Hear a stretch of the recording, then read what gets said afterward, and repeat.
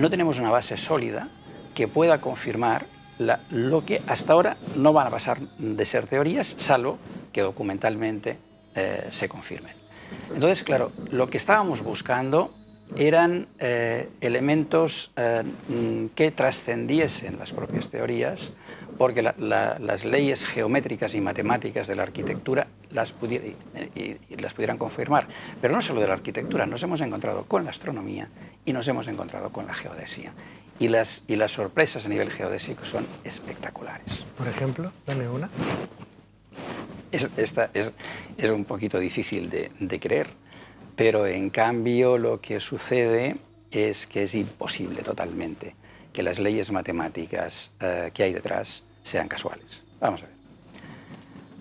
Habíamos visto que algunas ciudades egipcias parecían estar referidas al Ecuador. Y nos planteamos si podía ser que la Gran Pirámide estuviera referida al Ecuador. Y ahí hallamos algo que va a traer polémica y que no lo voy a exponer ahora, que hablaremos en otro rato. Pero si conocían el Ecuador, la pregunta era, oiga, ¿y tendrían un meridiano objetivo de referencia para establecer un sistema de coordenadas similar al nuestro? Claro, esto parecía absolutamente una elucubración sin sentido, porque aparentemente los egipcios no es que, vamos, se supiera que conocieran toda la Tierra, ni mucho menos. Pero era una posibilidad. Y yo creo que en los procesos de investigación las intuiciones siempre se han de ir hasta el fondo, hasta descartarlas o hasta confirmarlas. Y eso hicimos. ¿Qué ocurrió? ¿Con qué nos encontramos? Con que la primera pregunta es, vamos a ver, ¿cuál es nuestro sistema geodésico de referencia?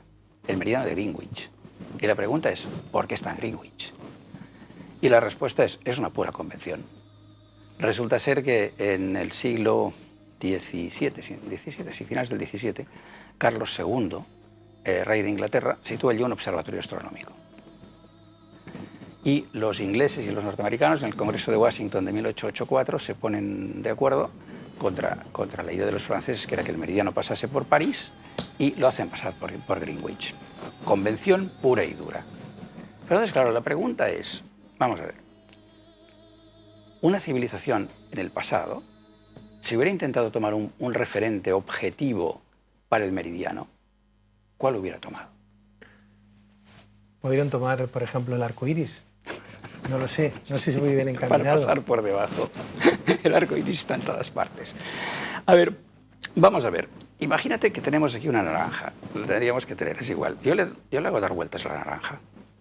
El Ecuador sabrá inmediatamente dónde está, es equidistante de los dos polos, la circunferencia máxima equidistante de los dos polos. Si esta naranja es totalmente lisa, no voy a tener ninguna referencia. Pero ¿verdad que si tengo algún elemento sobresaliente, nunca mejor dicho, sobre la misma naranja, lo podré tomar como referencia? Yo creo que ellos lo que se preguntaron es, ¿cuál es el elemento más sobresaliente de la Tierra? Y la respuesta es absolutamente demoledora. Porque ese elemento sobresaliente no lo hemos conocido hasta principios del siglo XX. El elemento más sobresaliente de la Tierra es el Monte Everest. Y estos señores tomaron como meridiano cero la cima del Monte Everest.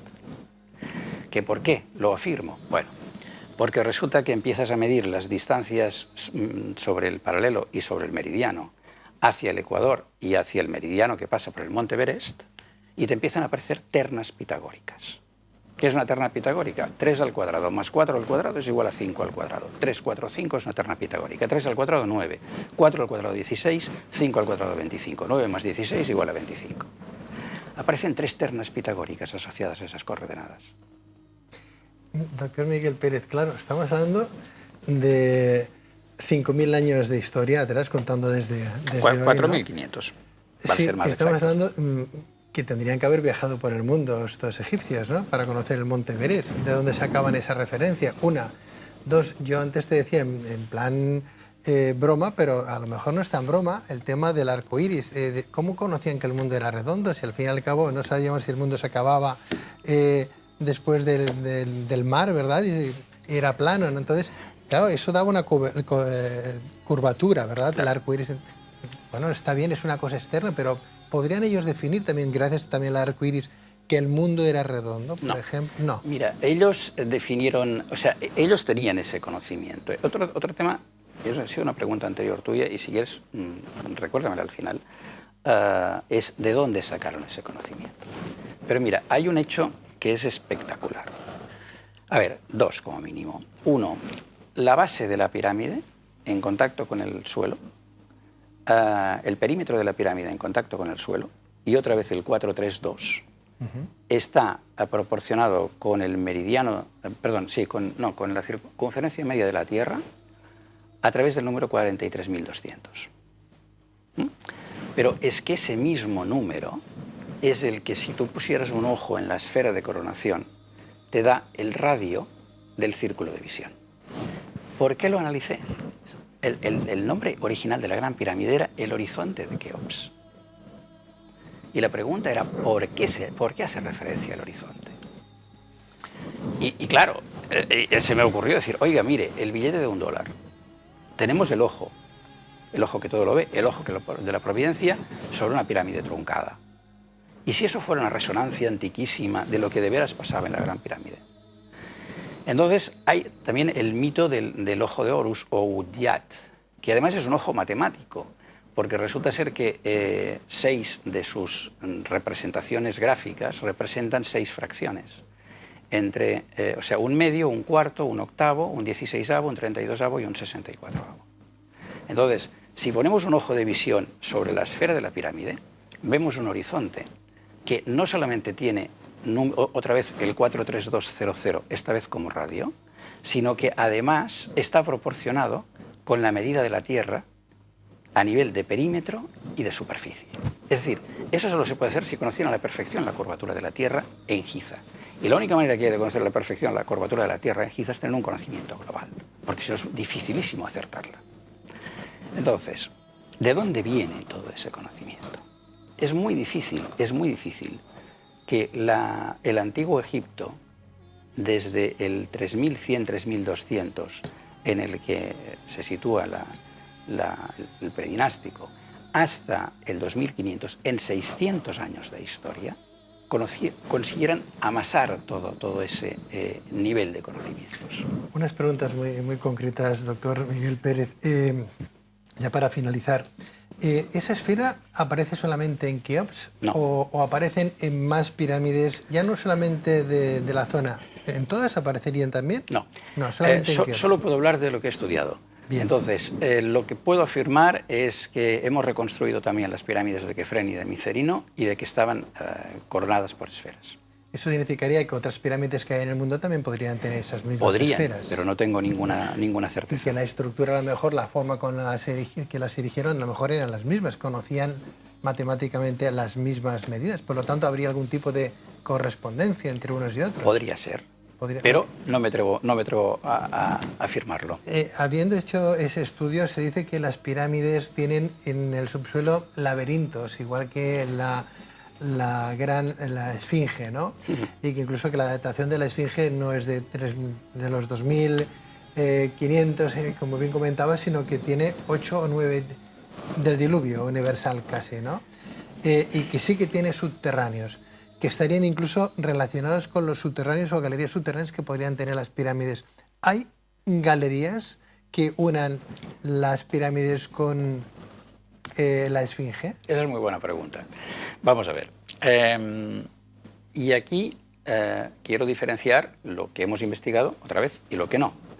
Es decir, lo que nosotros hemos investigado, y voy por partes, es que la esfinge es un monumento, tal como afirma, entre otros, el profesor de la Universidad de Boston, Robert Schoch, profesor de geología, es un monumento que es bastante más antiguo que las pirámides.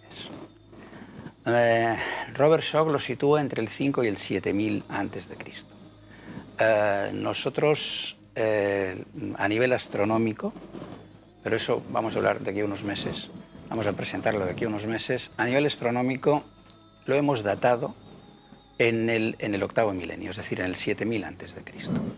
Pero además con una doble confirmación astronómica por un lado y geométrica y matemática por otro. Entonces, a partir de ahí, tendríamos que pensar en que los arquitectos que diseñaron Gizeh tenían una preexistencia muy importante, que era la Esfinge, y tomaron referencias, seguro, al menos eso, a esa conclusión llegamos en nuestro trabajo de investigación, respecto a la Esfinge.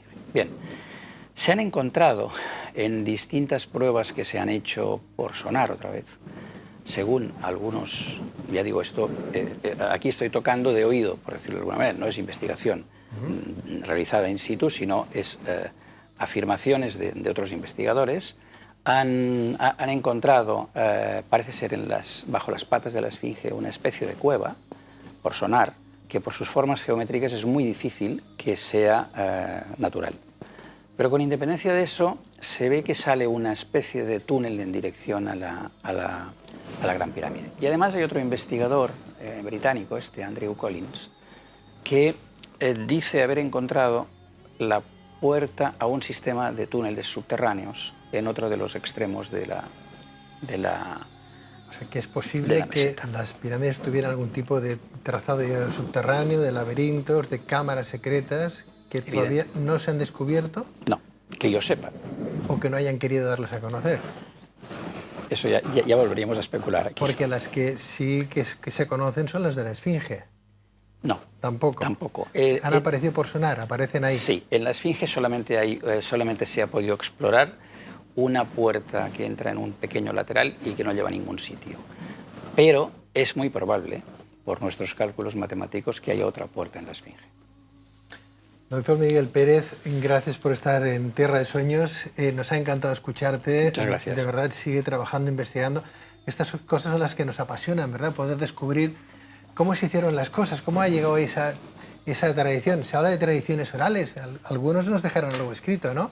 Y caramba, lo que no nos dejaron escrito y nos dejaron esos monumentos es como si lo hubieran dejado escrito, porque desde luego solamente hace falta cálculos matemáticos para deducir que eran muy sabios aquellas gentes.